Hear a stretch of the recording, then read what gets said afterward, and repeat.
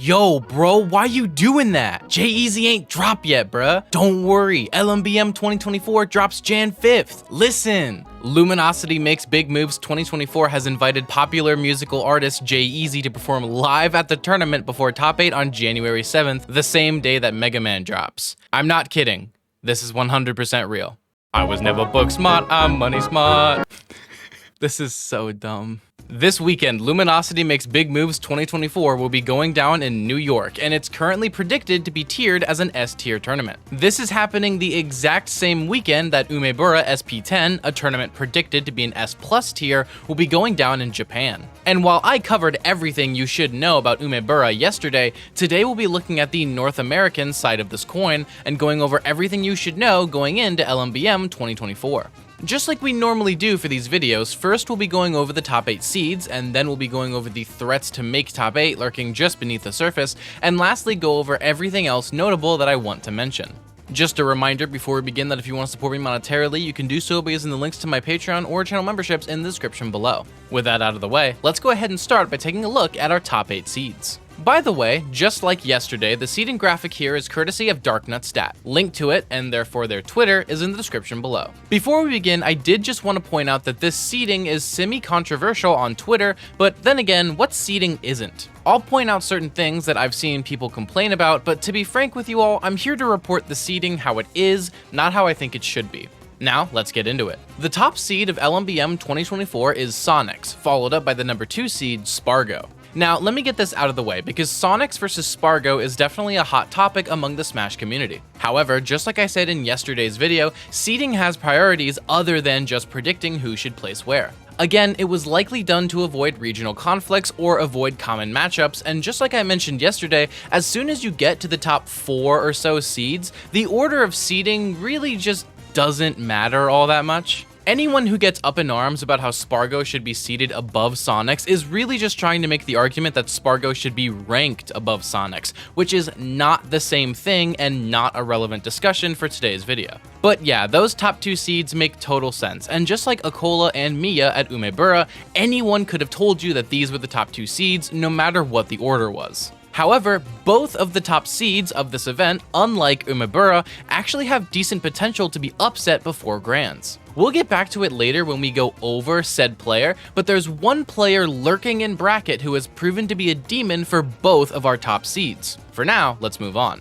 The 3rd seed is Tweak, and the 4th seed is Dabuz. Many people would say Dabuz is overseeded here, especially given who's below him, but me personally, Dabuz is my GOAT, so I really don't care. You may look at this and wonder, is this the fabled tournament where Dabuz will whip out his Steve for the very first time? Well, no, that's impossible. Why?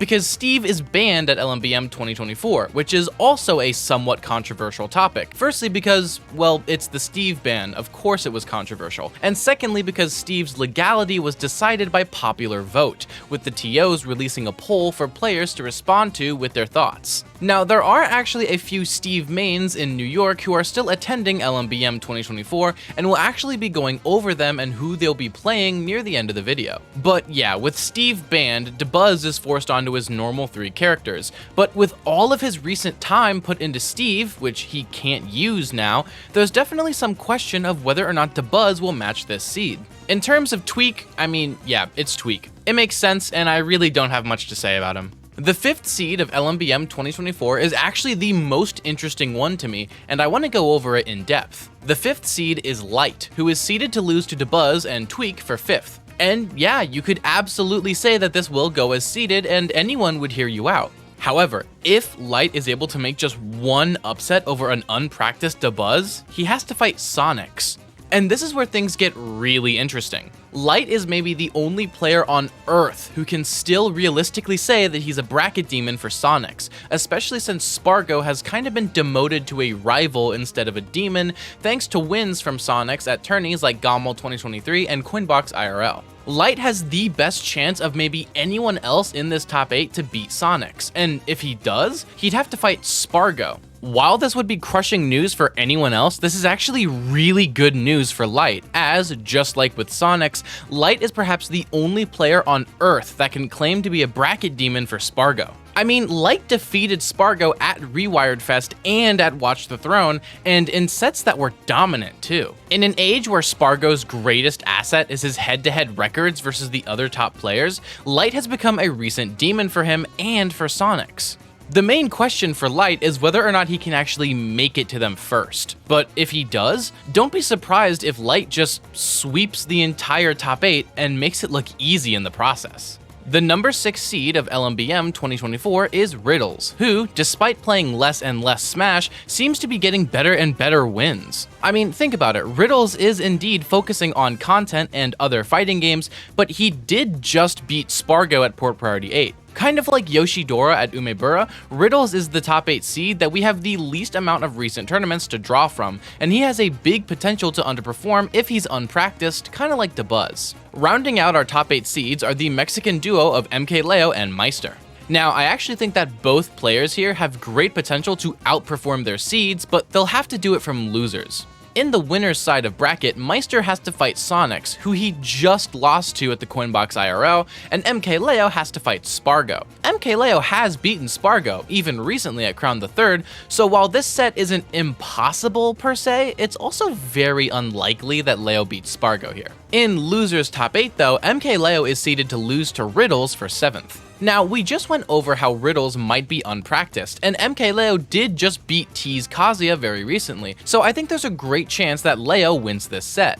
If he does, he fights Dabuz, and yeah, I don't think I even have to mention that Leo would probably defeat Dabuz. Meister, on his side of Loser's Eighths, has to fight Light, and given the great matchup, Meister winning this set is pretty likely. However, Light has defeated Meister before, and I did just go over how Light could avoid Loser's bracket altogether. If he does, then Meister is actually the one who has to fight Dabuz, and given how Dabuz has defeated Mia's Game & Watch, it's safe to say that Meister would be in a really hard spot. However, if Meister is able to make it past Loser's Eighths, his next set would be versus Tweak. Now, Meister has actually defeated Tweak pretty recently at Battle of BC5, so Meister could absolutely take this set here. So ultimately, while MKLeo and Meister might be the last 2 seeds of top 8, there's actually a really good chance that the 2 of them will meet in losers semifinals, where Leo probably wins and then goes on to either lose to Spargo or Sonics for 3rd. There's also another factor in all of this that I've neglected to mention. MKLeo's Rob, which has a strong potential to come out and perhaps close a few distances that Joker hadn't been able to in the past. Now, will MKLeo go solo Rob and win the entire tournament? Probably not, but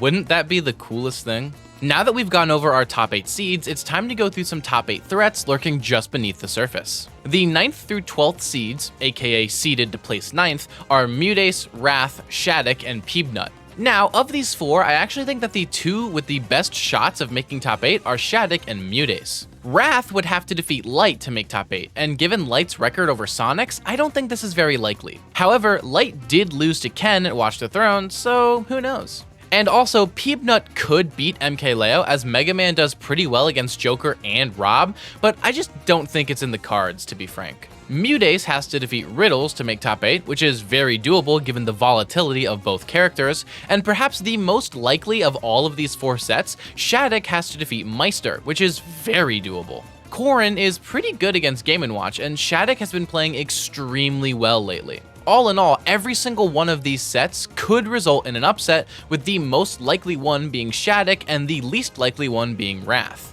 Rounding out our top 16 seeds are Cola, Capitancito, Anathema, and Quid. Of these 4, Capitancito and Anathema are the least likely to make a big run to top 8. However, Cola and Quid could actually make a big run. Cola could definitely beat Mudace, but Riddles is in Cola's way, and that poses a big problem, given that Kazuya hard beats Roy. But Cola has defeated Riddles before, so it's certainly not impossible. Quid would have to beat Peebnut and Leo, but given that Quid is the best player ever at tournaments in New York City, Quid could literally sweep the entire tournament and no one would bat an eye. There are some other people within the top 64 seeds that I think can and probably will make big runs or upsets. First off is the trio of Jackal, Kurama, and Tilde, all 3 of whom can make big upsets. But wait, Rister, I hear you saying. I thought you said yesterday that Jackal was attending Umebura instead. Well, turns out Jackal decided to DQ from Umebura and instead attend LMBM 2024 for personal reasons, so he's here instead.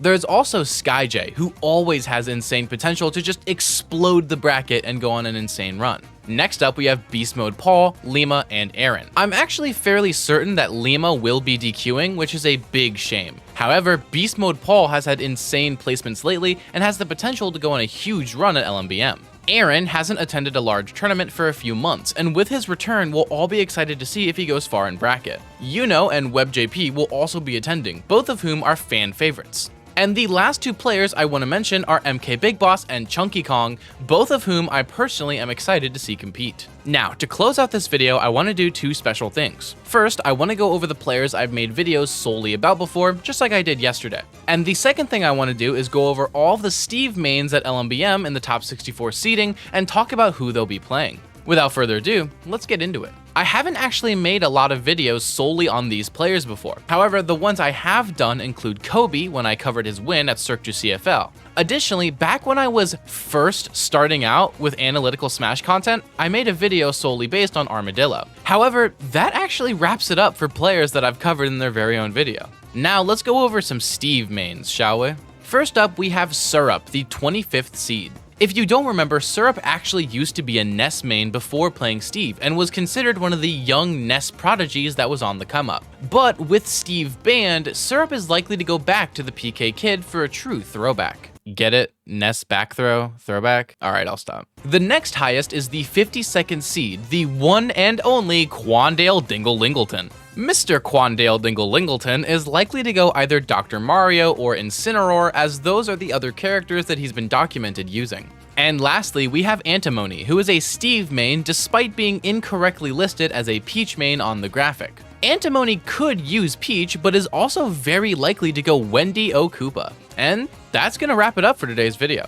Luminosity Makes Big Moves 2024 is going to be one of the first majors of the new year, and it'll be extremely exciting to see how 2024 starts for Smash Ultimate. No matter what happens, I'll be there to cover it all, right here on this channel. That's going to be it for today's video. Before I go, shout out to my patrons Seth Laster, Farskull223, Logan S, and Percy Palm, as well as my tier 2 patrons Iltis and Diamond Blaze. Additionally, shout out my YouTube members Stormtrooper, Locosoko, Diarrhea, DChar Jr., Defective, Orangabang, Fan of, Boston R, and Iltis, as well as my tier 2 members Mike G and Wu-Tang Forever. Additionally, extra special shout out goes to my tier 3 patron Ocean Man, who says, RisterMice is sorry for playing Min Min.